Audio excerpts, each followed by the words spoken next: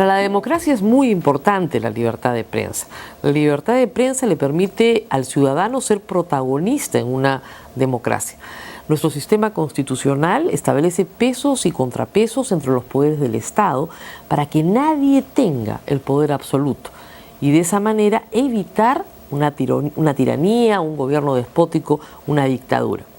En ese contexto, la libertad de prensa lo que permite a esa democracia es poder también ser un balance entre los poderes del Estado.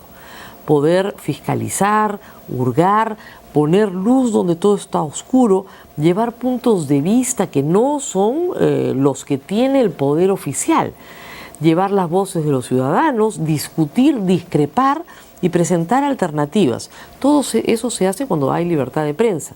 Cuando no hay libertad de prensa, cuando el gobernante no admite crítica, no admite cuestionamiento, no admite fiscalización, pues el poder se corrompe y comienza a ser cada vez más despótico.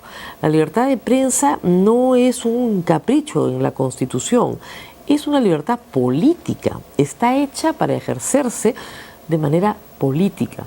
La libertad de prensa no es la libertad que tenemos para entretener, ¿no es cierto?, a los televidentes, oyentes o lectores, que está muy bien. No, la libertad que consagra la Constitución, la que prohíbe cerrar un medio de comunicación, la que establece que no hay censura previa, la que establece que no hay ningún requisito para fundar un medio de comunicación, es una libertad política creada desde que se inventa la democracia como forma de gobierno, justamente para establecer un balance ciudadano a la división de poderes, probablemente para crear más control del que ya tiene la democracia a través de la división de poderes. Por eso no se puede perder nunca la libertad de prensa.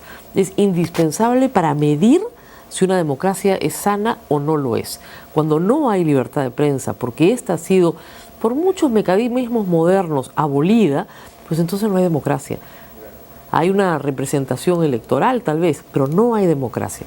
Las libertades fundamentales son indispensables para que exista democracia.